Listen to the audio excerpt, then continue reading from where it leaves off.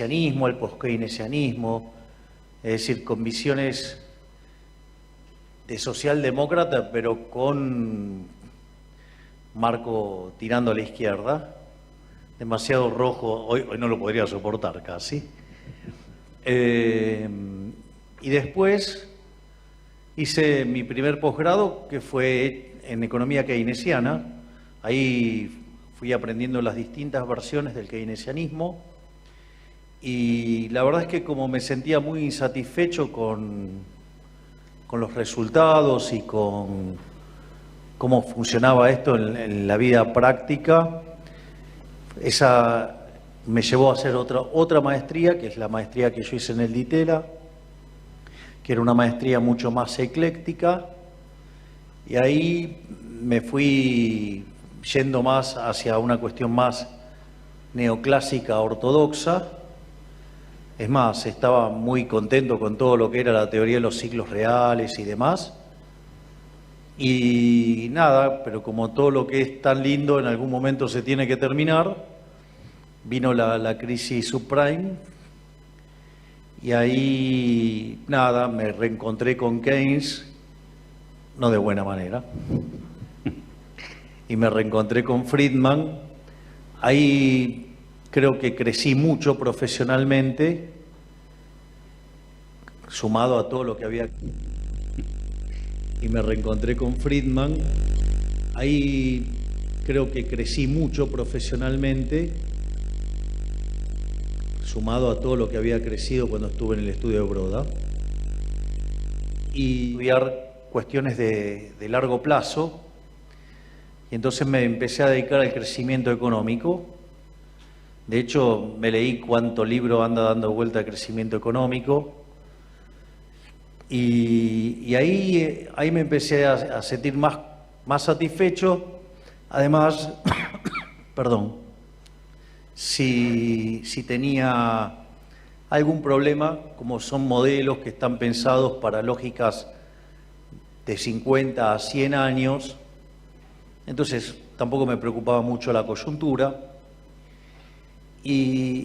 Pero tarde o temprano algo tenía que aparecer, que me rompiera los ojos, y fue cuando tuve que ir a exponer al World Economic Forum sobre crecimiento económico y capital humano, y en realidad sobre demografía y crecimiento.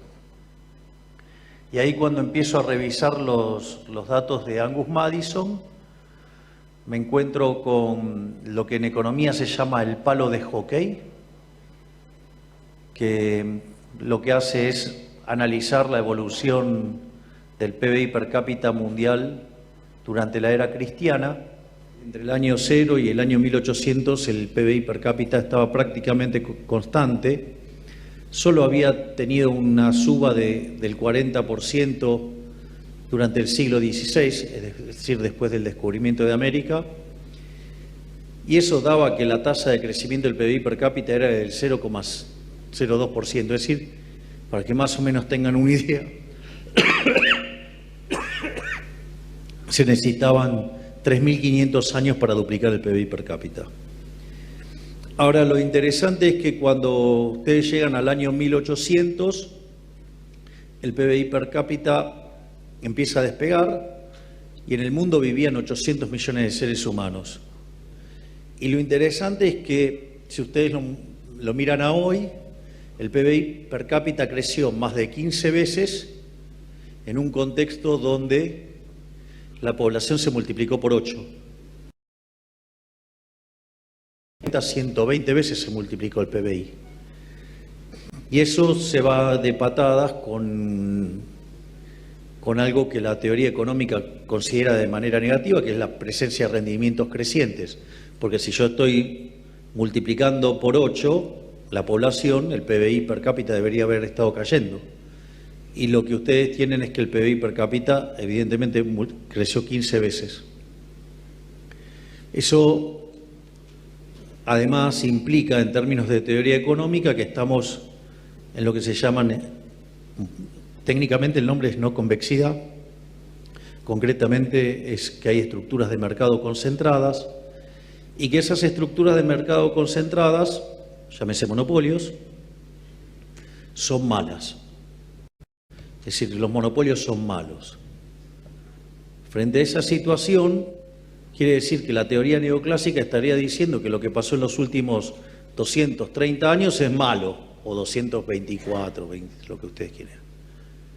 Y eso es bastante loco, porque si yo tomo las condiciones de pobreza extrema, es decir, gente viviendo con menos de $1 diario, el número pasó de 95% a 5%. Entonces la pregunta era, ¿cómo puede ser que algo que haya sacado tanta gente de la pobreza, que haya generado tanto bienestar, cómo puede ser que para la teoría económica eso esté mal? Esa situación era verdaderamente,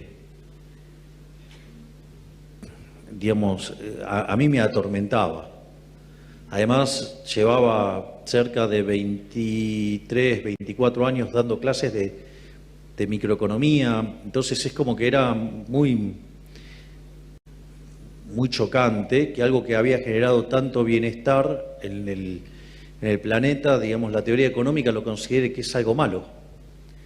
Entonces, en esa situación donde me encontraba en jaque nuevamente, tuve la dicha de uno de los analistas que tenía en el equipo, que había sido alumno mío en UADE, me trajo el artículo Monopolio y Competencia de Rothbard, que estaba publicado por Libertas, cuya traducción la hizo el papá del prócer, o sea, Alberto Venegas Lynch, padre. Y yo recuerdo, es un artículo de 140 hojas, me acuerdo que me lo leí en cerca de 3 horas, y cuando lo terminé de leer dije, todo lo que enseñé de estructuras de mercado hasta ahora está todo mal. Y ahí me di cuenta algunos de los problemas que tiene la teoría neoclásica. A partir de ahí empecé a interesarme en la economía austríaca. Me dijo Alberto que el querido Rodolfo Distel anda por acá. Ahí está. ¿Qué haces, Rodolfo? Entonces, me compré por internet un montón de libros de economía austríaca y fui a la librería de Rodolfo, me los compré todos y veía cosas que estaban todavía muy interesantes, así que me compré todos hasta, digamos, sacar la cuenta de la plata que me quedaba para tomar el taxi. Y como todavía había cosas que me seguían resultando interesantes, le dije, ¿vos tenés problemas que vuelva mañana? Entonces saqué la cuenta de cuánta plata tenía para comer, para ir y volver en el taxi, y fui y me compré con lo que me quedaba más libros. ¿No te fió? No, en ese momento no. Y bueno, y ahí empezamos también a construir un vínculo. Y de hecho, él terminó publicando el libro que me hizo famoso, que se llama Política Económica contra Reloj, que es cuando nosotros, junto a un par de colegas, uno un traidor y otro extremadamente traidor, mentiroso, calumniador, injuriador y demás, ¿se imaginarán de quién hablo?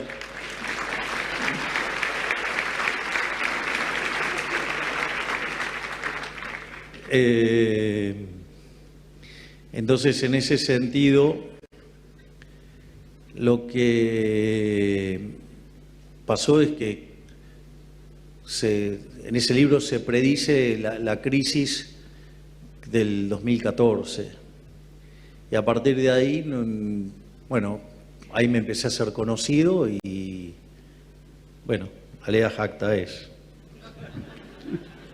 Llegué a ser presidente.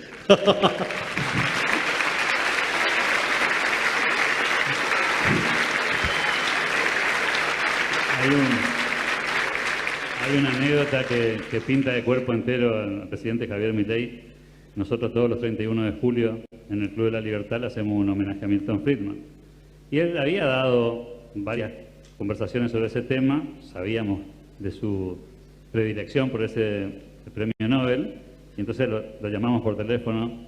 Javier, por favor, recomendame algún economista que se anime a hablar de Milton Friedman en Corrientes. La respuesta de Javier Milei fue yo. Era obvio. La respuesta fue, bueno, entiendo, pero nosotros no tenemos cómo traerte a Corrientes. Yo viajo, me dijo. Dije, pero tampoco tenemos para pagarte el pasaje, me lo pago yo. Y así fue.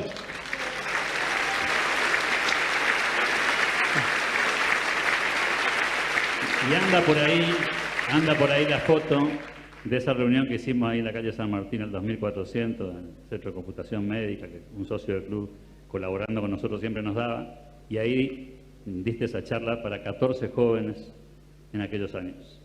Un primer paso hacia lo que hoy conocemos, y vale la pena agradecerlo y recordarlo.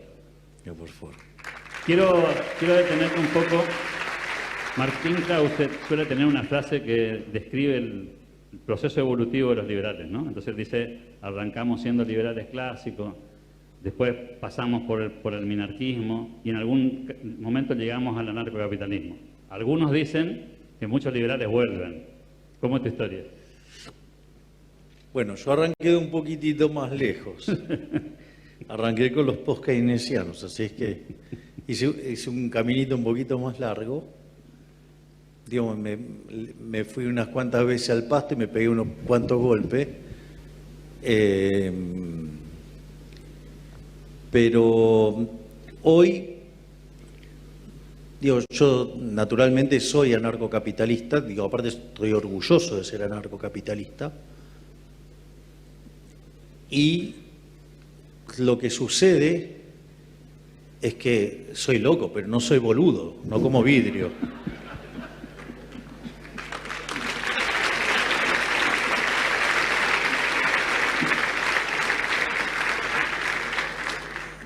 O sea, hay una frase muy linda de Milton Friedman que dice, si usted se fija, hay distintos tipos de liberales. Dice, los hay clásicos, los hay minarquistas, y si usted se fija, los hay anarquistas. Vaya que él lo sabía, si el hijo es anarcocapitalista. Así que sabía bien que había liberales anarquistas. Entonces, ahí la cuestión es dónde uno se para. Yo cuando... Hay un libro maravilloso que se llama Análisis General Competitivo de Arrow y Hahn, que es del año 71, previo a que a Arrow le den el premio Nobel junto a Hicks. En ese contexto,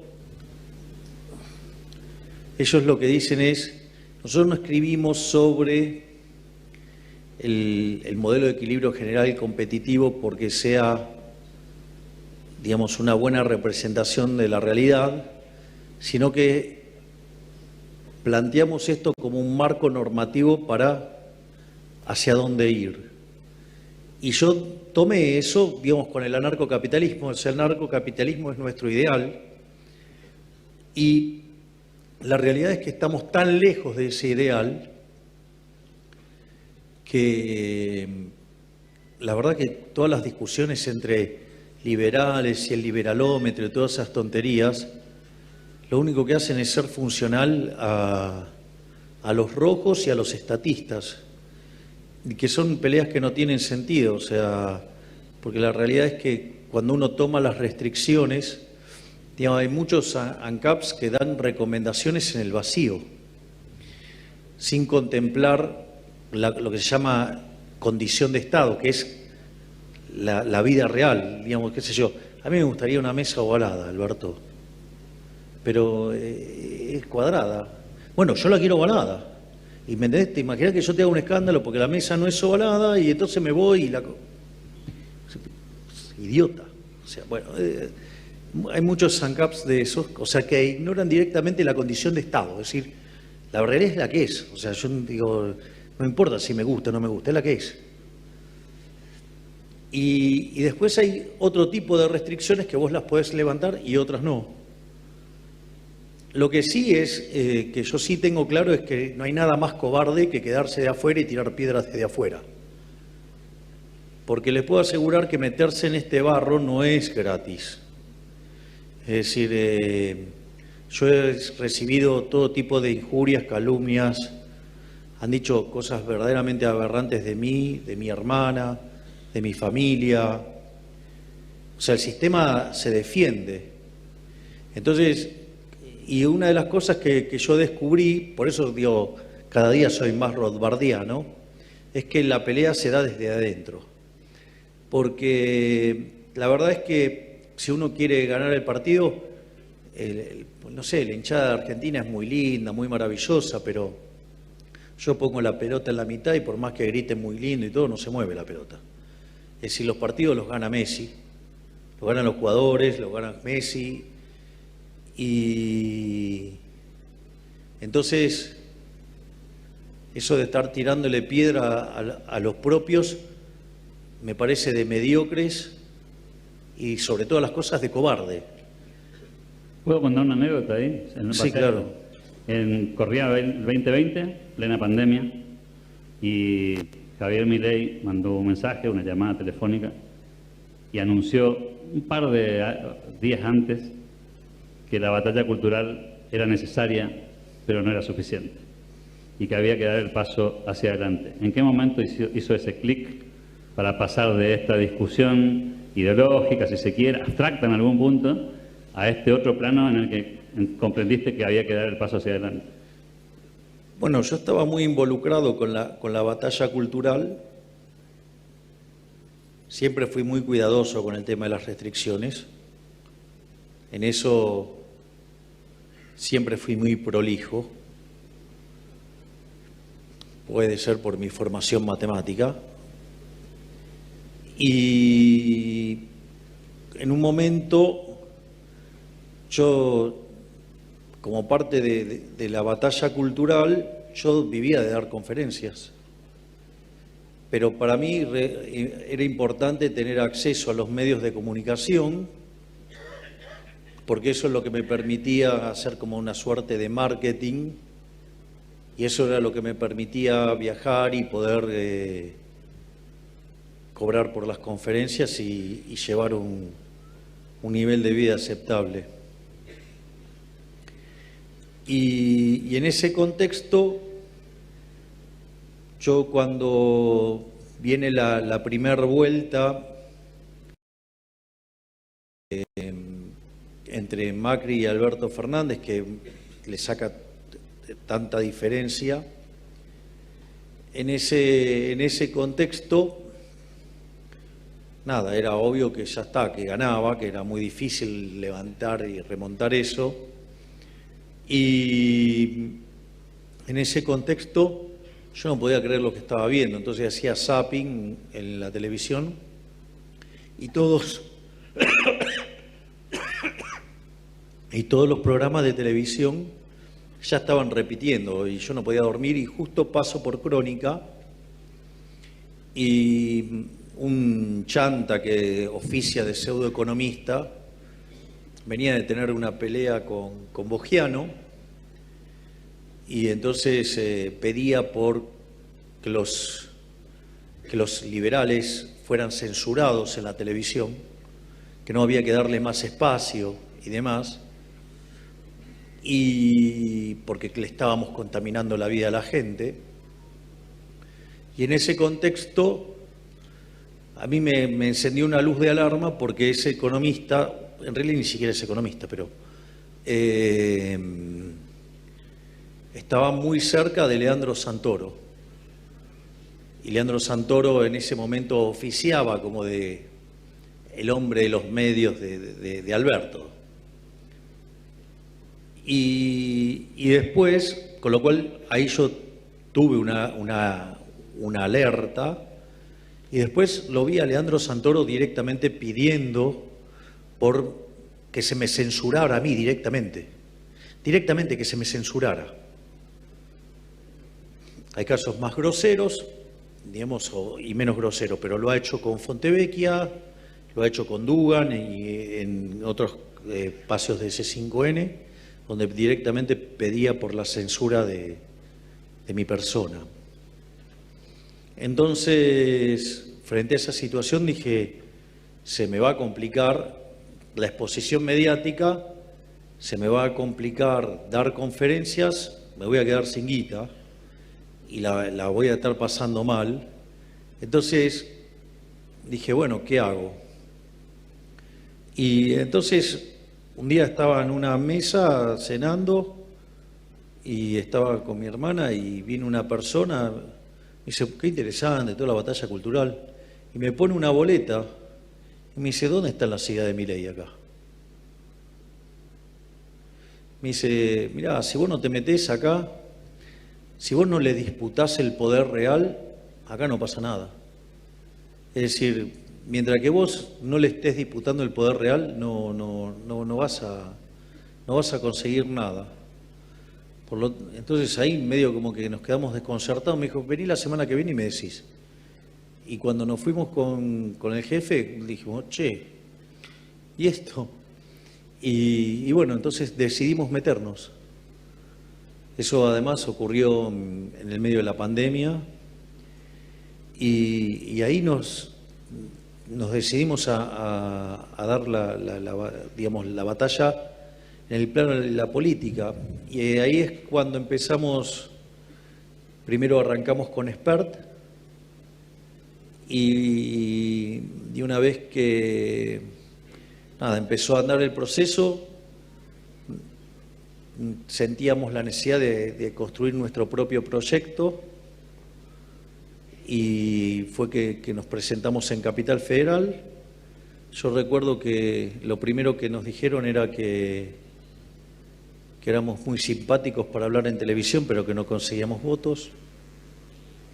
Después de eso nos dijeron que no íbamos a poder formar partido, y formamos partido.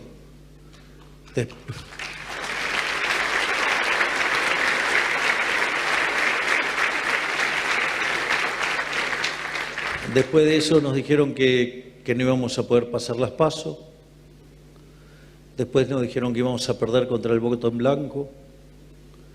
Después nos dijeron que íbamos a ser vapuleados por la izquierda.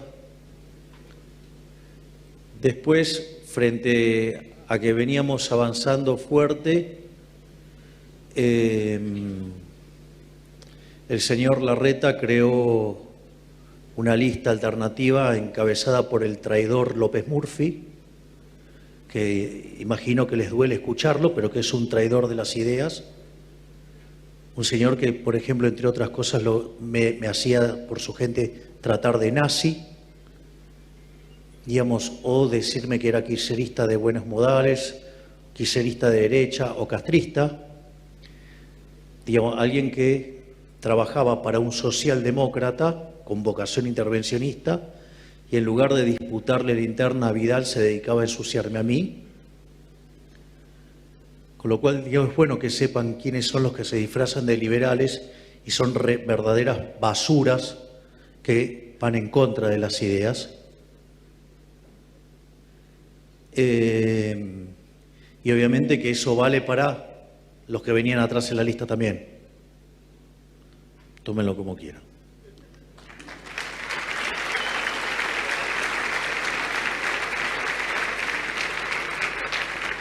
Miren, yo les voy a decir algo. Hay una frase en política que dice que el que traiciona una vez, traiciona siempre. Por eso hace poco dije, para los traidores no hay tabula rasa.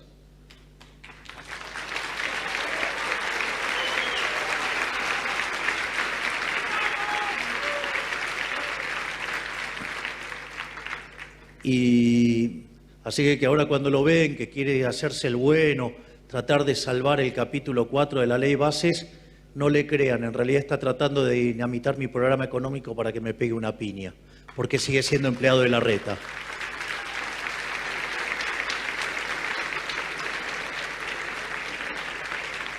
Y entonces fuimos a la elección, digamos, estaba la expresión supuestamente liberal para la gente con los anabólicos de Larreta de López Murphy, y estábamos nosotros. La verdad que si le ganábamos por un voto era un logro fenomenal, y ellos sacaron 11 y nosotros sacamos 14 puntos. Así que ahí fue un gran espaldarazo. Y es más, ellos que eran tan republicanos, hay algo que la gente se olvida, que es el jueves anterior a que arranque, de la noche anterior a que arranque la veda, hicieron un cambio en la metodología en la cual se daba el orden de cómo ingresaban a diputados, justamente para que pudieran quedar acomodadas las listas bien, y claro, y como después el viernes arrancaba la veda, no se los podía criticar, no se podía hablar de este tipo de cosas. O sea, para que vean a alguien que se la jacta de ser tan republicano, lo roñoso que es. Además, en nuestra película, ¿cómo se llama nuestra película no, el Pandenomics, la otra? La Revolución Liberal, que estamos cerca de 2 millones de reproducciones, contamos todas las mentiras de López Murphy y su banda durante todo ese proceso para ensuciarnos y demás. Que dicho sea de paso, es el autor de la frase fenómeno barrial.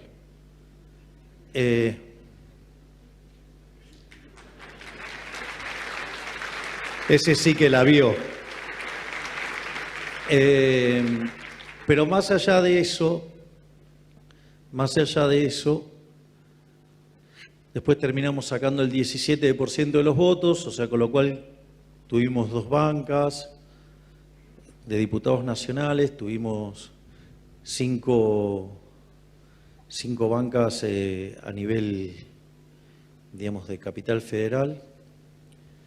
Y entonces ahí también pasó algo muy lindo, que es que cuando asumimos, un periodista muy grosero,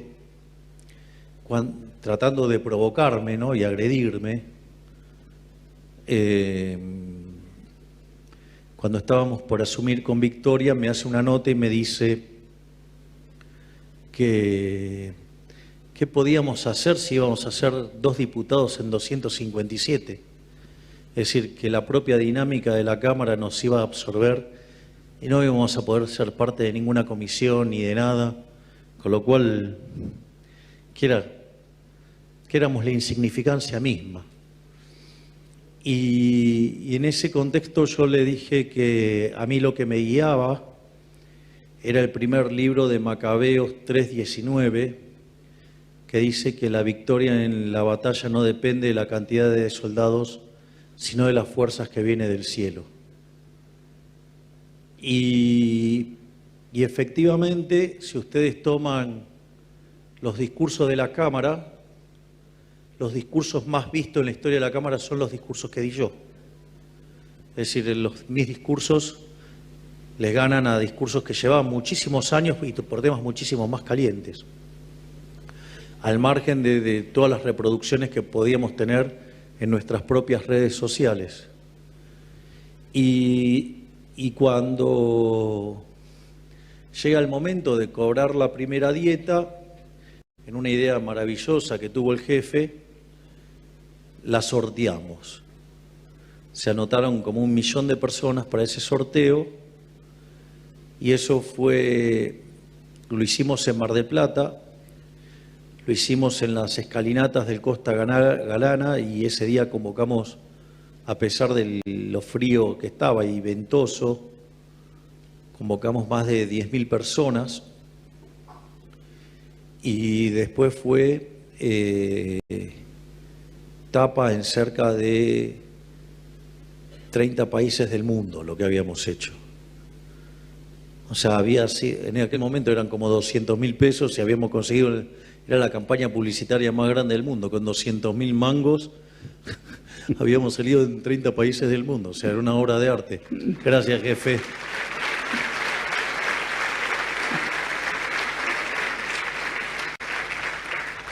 Y en ese contexto nos dimos cuenta que había mucho potencial y es así que nos largamos a la carrera presidencial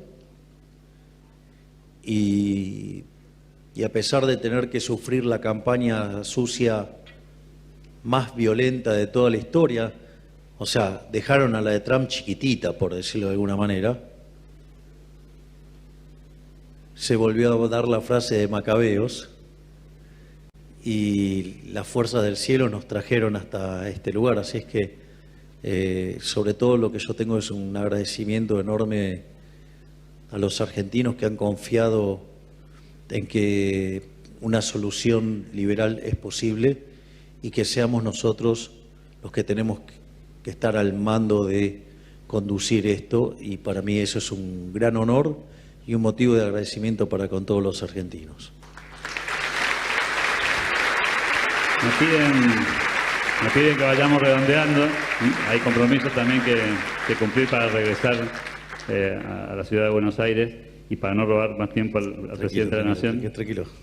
Tranquilo, digo que se está poniendo divertido. Esto recién arranca. Siempre nos dijeron que la batalla cultural tenía poco sentido porque en definitiva era una reunión de amigos que se juntaban en un café o que eventualmente daban una conferencia a la que no venía nadie y que así no se cambia la historia. Hoy, con el diario del lunes, por cierto, ¿cuánto tuvo que ver ese recorrido en los medios de comunicación, esas charlas con 15 personas, esas conversaciones con amigos hasta alta hora de la noche y esa lectura que pocos conocen, ese recorrido y esa evolución intelectual para que esto suceda? Para mí es fundamental. Para mí es fundamental. Si hay algo que a mí se me pondera y se me destaca en la política, pese a todo lo que no ven y los que no la ven, es que nadie puede dudar que estoy convencido. El rumbo está claro. Y eso es importante porque hay un dicho que dice que el que no sabe lo que busca no entiende lo que encuentra. En cambio, cuando uno tiene un ancla conceptual tan clara, eso es una herramienta muy poderosa. Y en ese sentido, como insumo es muy importante, pero la batalla cultural no se tiene que dejar de lado. No es la batalla política o la cultural, es y la cultural. De hecho, nosotros hacemos batalla cultural aún desde la política. Entonces, de repente hay gente que no entiende algunas cosas que hago. No sé, por ejemplo, si yo de repente decido discutir con un artista popular, el problema no es el artista popular.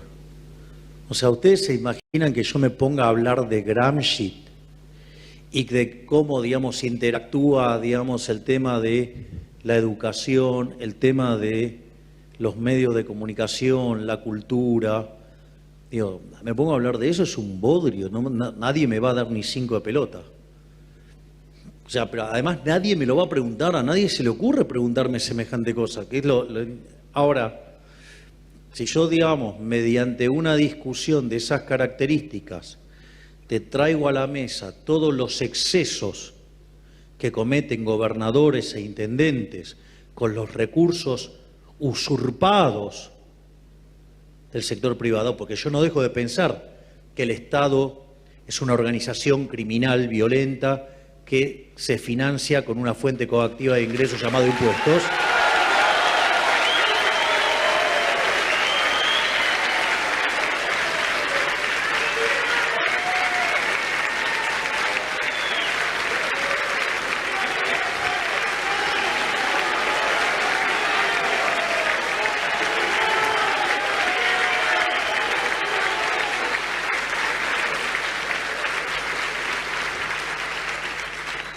Les puedo asegurar que si con ese énfasis se metieran en política, saben el problema que estarían los políticos y saben qué cerca estaríamos del anarcocapitalismo.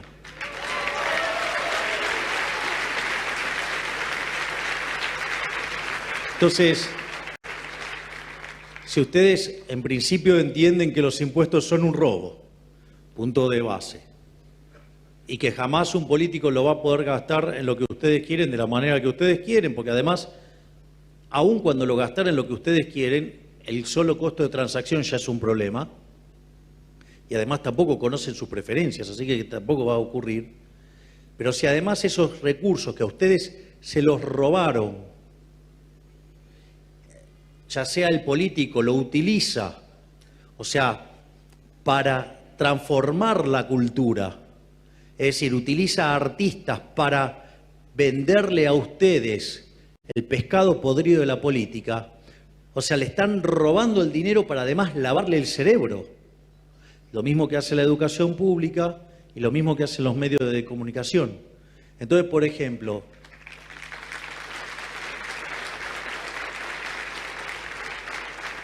esto, por ejemplo, a mí me sirvió para dejar de manifiesto cómo el señor Quintela decía que no tenía plata, pero gastaba una fortuna pagando recitales de artistas que no hubieran podido cobrar eso en situación de mercado.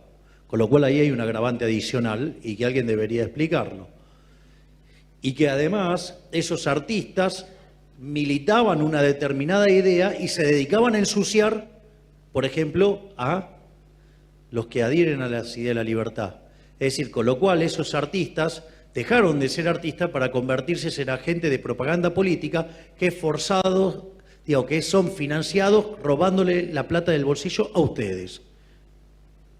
Ahora lo entienden todos.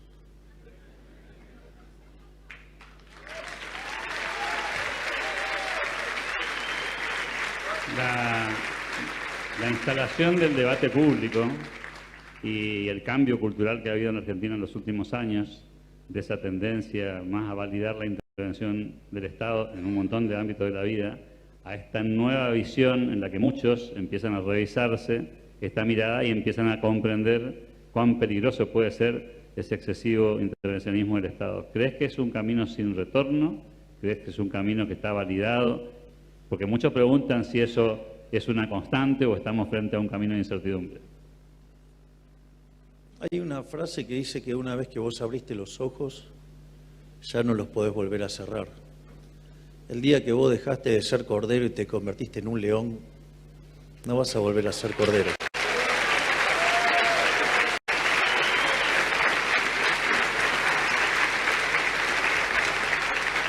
Y eso el 56% de los argentinos lo vio y se despertó.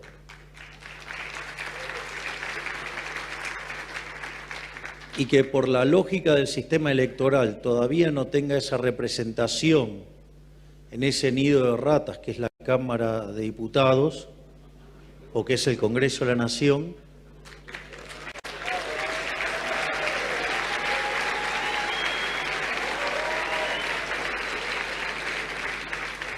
bueno, esto está bueno porque una de las cosas por las cuales los políticos no ven y no entienden lo que yo hago es que partimos de premisas distintas. Ellos parten de un supuesto donde creen que la gente los ama y yo parto del supuesto de que son una mierda que la gente los desprecia.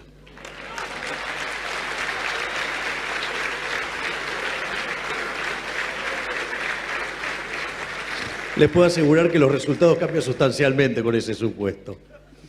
Entonces, nosotros, por ejemplo, nosotros enviamos un decreto de necesidad y urgencia, Argentina con 210% de inflación, con la inflación en la punta corriendo al 17.000%, con 47% de pobres, como ahora ha dibujado la UCA, y demás, eso no eran condiciones de necesidad y urgencia. Están mirando la película en otro lado. Y nosotros también mandamos la ley de bases y punto de partida para la libertad de los argentinos, que entre los dos documentos son cerca de 1000 reformas estructurales. ¿Se acuerdan que decían que nosotros no teníamos plan? Al tercer día, cuando pudimos nombrar las autoridades del central, lanzamos un plan de ajuste, un plan de estabilización ortodoxa, que básicamente era déficit cero, sanear el Banco Central y liberar el mercado de cambios, digamos, mediante paulatinas pasos hasta poder limpiar el money overhang y arreglar el problema del Banco Central. Y tuvimos que esperar algunos días hasta que nos pudiéramos nombrar las autoridades del Banco Central, que de hecho decían que era imposible hacer el ajuste que nosotros proponíamos. Nosotros dijimos que íbamos a terminar el año 2024 con déficit cero, es decir, con equilibrio financiero. Nosotros creíamos que lo íbamos a lograr el equilibrio primario en enero y el financiero en marzo. Bueno, lo logramos en un mes, en enero.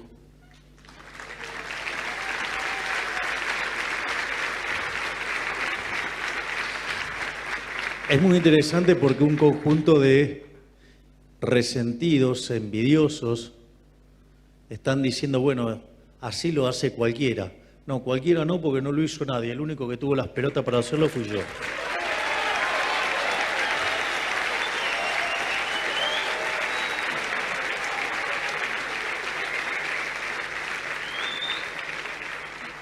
Por otra parte, lo que tiene que ver con el DNU y con la ley de bases son 1000 reformas estructurales que nos permiten el índice de libertad económica mejorar 90 puestos. Es decir, pasar a niveles de libertad económica parecidos a Alemania. Eso haría que nosotros en 20 años podríamos parecernos a Alemania. Pero bueno, la miserabilidad de la casta política frente a sus privilegios que no quiere ceder, empezaron a sacarle pedazos a la ley, empezaron a mutilarla, empezaron a desguazarla, empezaron a defender sus tongos, y frente a esa situación decidí levantar la ley. Levantamos la ley y ¿qué es lo que hicimos? Los expusimos a todos. Es decir, aquellos que decían que estaban a favor del cambio y en realidad les mintieron a todos, no están a favor del cambio. Se disfrazaron de agentes del cambio para defender sus privilegios de casta política. Y la verdad es que si uno parado ex ante con 38 diputados, la realidad es que ex ante lo más probable era que no pasara la ley. Con lo cual todas esas críticas de que hay mal manejo del oficialismo, las críticas sobre Martín Menem, que hace un trabajo fenomenal, son todas estupideces, porque es lo que se llama la falacia del nirvana. Digo, ustedes no pueden comparar el accionar de Martín Menem como si tuviera mayoría calificada. Digo, eso es propio de un idiota. Bueno, hay un montón de idiotas, sobre todo los que no la ven. Y lo otro es, la realidad es que esas reformas, obvio que nos permitirían, por ejemplo, duplicar el PBI per cápita en 7 años, y si estamos así con este marco que tenemos ahora, duplicar el PBI per cápita nos podría llevar, no sé, 30 años, 25 años. Claramente las consecuencias en términos de bienestar, en términos de caída de pobreza, indigencia, no son triviales, pero la miserabilidad de la política que defiende sus privilegios, no le importa que ustedes estén peor, porque lo único que les importa a ellos es estar bien ellos. Y en ese contexto, fíjense qué loco, ¿no? Porque a todos los presidentes le dejaron pasar un montón de decretos de necesidad y urgencia. Nosotros es la primera vez que un decreto le devuelve libertades a la gente, promueve estructuras de mercado competitivas, no proempresa, competitivas, y además elimina un montón de privilegios de la política. Y sin embargo se oponen ferozmente. Es raro, ¿no? Bueno, no es raro.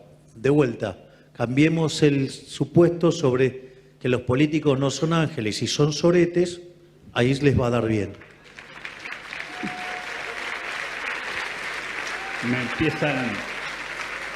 Me siguen haciendo señas los amigos del equipo presidencial para que vayamos redondeando y no queremos dejar de, además de agradecer, no queremos dejar de hacerte algunos presentes que creemos que son de gran valor y me parece que son de alguna manera un agradecimiento, primero por la presencia de todas las veces que estuvo Javier Milei en Corrientes, en segundo lugar por este gesto que va a ser muy difícil de olvidar que un presidente de la Nación esté en un foro de estas características y mucho más.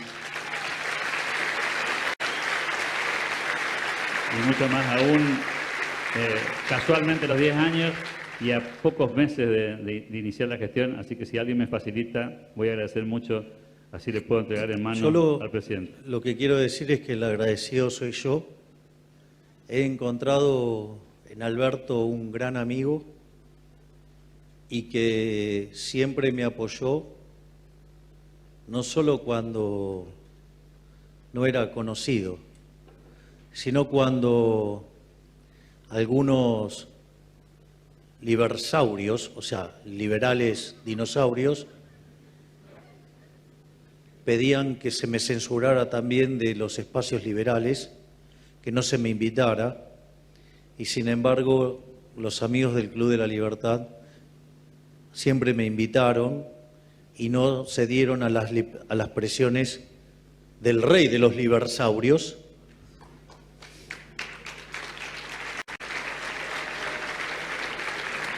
Así es que no importa, digamos, qué rol uno le toque, cuál es el trabajo que tenga hoy, ¿no? Digamos, uno tiene que ser agradecido independientemente de que hoy tengo un trabajo un poquito más sofisticado. Un poquito más complicado. Si alguien me facilita, le agradezco, presidente.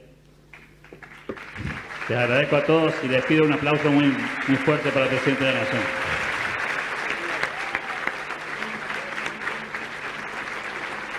No. Primero Ahí está. Por favor. Bueno, esta es primero una pequeña medalla con el logo del Club de la Libertad, que dice para Javier Milei. Detrás dice, viva la libertad, carajo, 19 de febrero del 2024.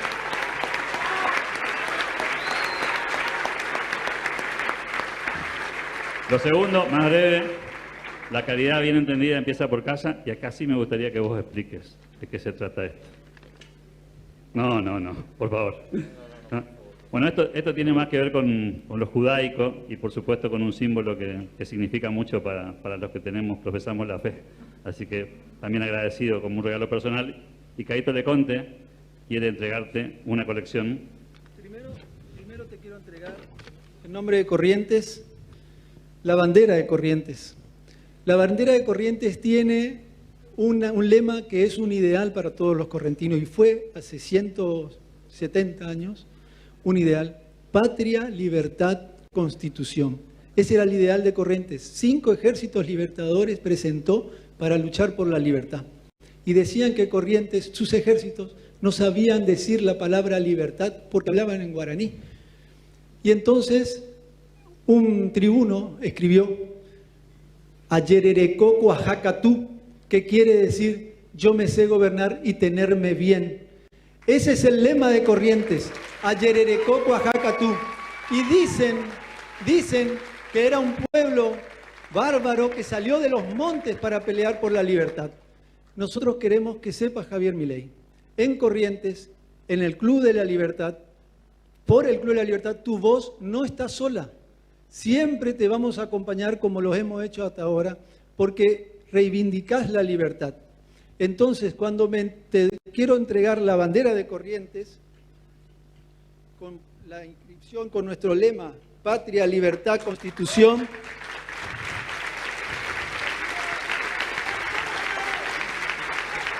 en la historia de Corrientes y de la Argentina, para lograr la organización nacional. Y último, cuando me enteré que eras un admirador de Alberdi, En mi familia existe este libro de Alberdi, que son sus obras completas, desde 1886, cuando se editó por primera vez, a 2 años de su muerte. Eso muestra la estirpe liberal de siempre, de la familia y de la gente de Corrientes. Cuando me enteré que Alberdi era alguien que te gustaba mucho, decidí yo, que hoy soy el dueño del custodio de esta reliquia familiar, entregártelo a ti, porque yo sé que estará en buenas manos. Mis hijos no van a heredar esto como lo heredé yo, pero mis hijos, que sí la ven, me dijeron: papá, nosotros vamos a heredar una Argentina en libertad. Javier Milei.